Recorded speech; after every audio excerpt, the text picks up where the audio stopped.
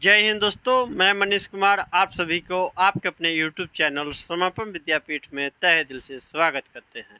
जी हाँ दोस्तों, आज हम लोग सदाबहार श्रृंखला के अंतर्गत लोकोक्ति का अध्याय 44 में प्रवेश कर चुके हैं दोस्तों।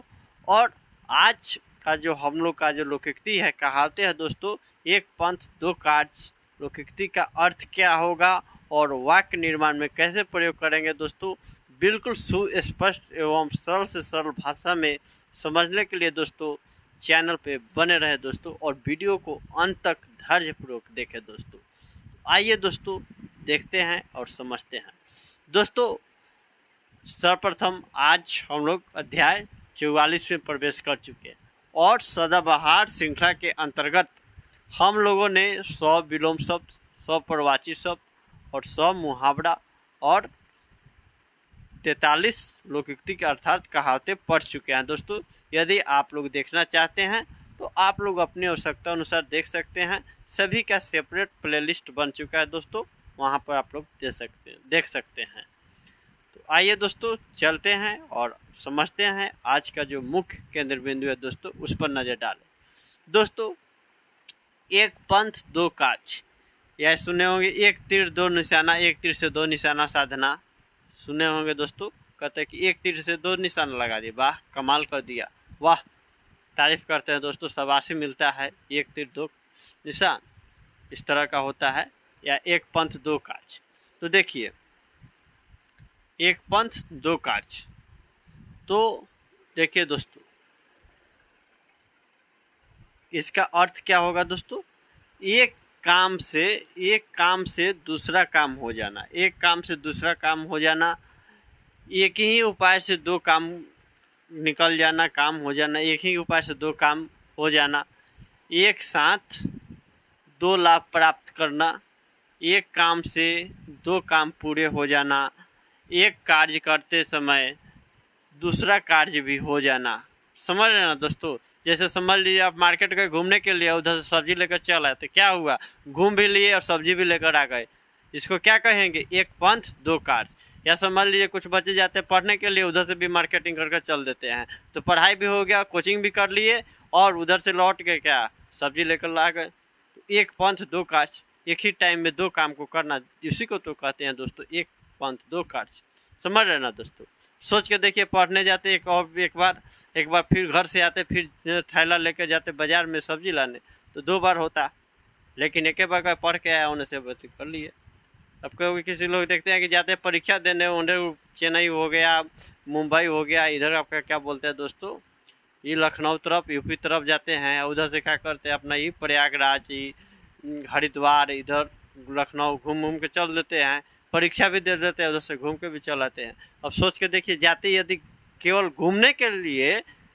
घूमने के दृष्टिकोण से जाते हैं वहाँ पर, तो उनका खर्च ज़्यादा पड़ता है। लेकिन परीक्षा है तो परीक्षा में ऐसा बात नहीं कि परीक्षा के लिए मतलब फ्री में चल गए, खर्चा लगा, लेकिन एक ही खर्च में दो काम को निकाल लेना, इसी को कहा जाता है दोस्तों एक पंथ दो कार्य। कुछ लोग देखते हैं दोस्तों न्यूज़पेपर से क्या करते हैं, डेली पढ़ते हैं, रोज नित्य दिन पढ़ते हैं, और उसको महीना के बाद या सप्ताह में ख़त्म हो जाने के बाद मतलब पिछले दिन वाला सभी को क्या करते हैं दोस्तों, बेच देते हैं। तो क्या हुआ, पढ़ भी लिए, न्यूज का भी जानकारी हो गया दोस्तों। और समाचार पत्र में तो दोस्तों पूरा मतलब क्या रहता है, समूह रहता है, संग्रह रहता है ज्ञान का, तरह तरह का, इंटरनेशनल से लेके, राज्य से लेके आपका जो स्थानीय न्यूज़ तक भी रहता है दोस्तों। तो उसको भी जानकारी मिला और उसको बेच भी दिए। हाँ, ये बात सत्य है कि नया की अपेक्षा पुराना का दाम जो कम मिलता है दोस्तों। तो एक पंथ दो काज, एक ही समय में दो काम को निकालना, इसी को कहते हैं दोस्तों एक पंथ दो काज। बात समझ लिए दोस्तों। तो देखिए, इतना घुमा कर लिखा गया है, अर्थ इस देखकर डरिएगा नहीं। एक बात समझ लीजिए, एक काम समय में दो काम निकालना, इसी को कहा जाता है दोस्तों एक पंथ दो काज। सभी का दोस्तों भाव है, तात्पर्य है दोस्तों एक है, आशा है दोस्तों एक है, कहीं पर विभिन्नता नहीं है, केवल लिखने का तरीका बदल गया है दोस्तों। बात समझ रहे हैं ना दोस्तों। हम लिख दिया, चाहे चूँकि ऑब्जेक्टिव में आएंगे तो वहाँ पर हो सकता है कि यही दिया हो, तो आप लोग को यहाँ पर अभी हम यही लिख कर बताएं तो आप लोग सोचिएगा कि क्या ये का मनीषवा का बता दिया, सोचिएगा इस समापन वाला कुछ वो बता देता है, आया क्या वो नहीं, सबका अर्थ समझिए दोस्तों। न जहाँ ना समझ में फिर मुझे कमेंट के माध्यम से सूचित करें दोस्तों। यूट्यूब कमेंट सेक्शन में कीजिए, नहीं तो इंस्टा आईडी है समर्पण विद्यापीठ से, वहाँ पर आप लोग पर्सनल मैसेज कर कीजिए, उसका एज पॉसिबल एज उसको रिप्लाई मिलेगा दोस्तों। बात समझ रहे ना दोस्तों। तो आइए इसका वाक्य प्रयोग में चलते हैं दोस्तों। देखिए, रामू दिल्ली जाकर शादी समारोह में शामिल भी हुआ और लाल किला भी घूम लिया। इस तरह रामू का एक पंथ दो कार्य हो गया दोस्तों। बात वही है दोस्तों, शादी समारोह में भी चल गया और लाल किला भी घूम लिया। बात समझ रहे ना दोस्तों। एक समय भी होता है, एक जगह पर जाकर दो काम भी कर लेना, उसको भी कहते हैं दोस्तों एक पंथ दो काज। अब शादी हो रहा है रात के 12 बजे, तो रात की जगह घूमने थोड़ी है, एक जगह पर जाकर दो काम भी कर लेना, उसी को भी दोस्तों हम लोग क्या कहते हैं, एक पंथ दो काज। एक समय में दो काम कर लेना, उसको भी दोस्तों हम लोग कहेंगे एक पंथ दो काज। बात समझ रहे ना दोस्तों। एक समय में मतलब गए, घर से निकले 4 बजे पढ़ने के लिए, 10 से लौटे समय सब्जी खरीद लिए दोस्तों, तो जगह पर गए, एक जगह से दो काम निकाल लिए, बात खत्म। समझ रहे ना दोस्तों। इस तरह से समझिए दोस्तों।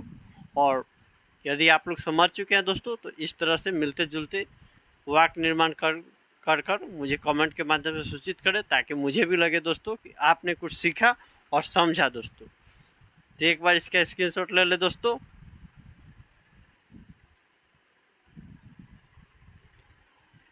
मैं समझता हूँ दोस्तों आपने इसका स्क्रीनशॉट ले लिया दोस्तों। मिलते हैं अगले क्लास में, तब तक मुझे याद दीजिए दोस्तों। जय हिंद, जय भारत।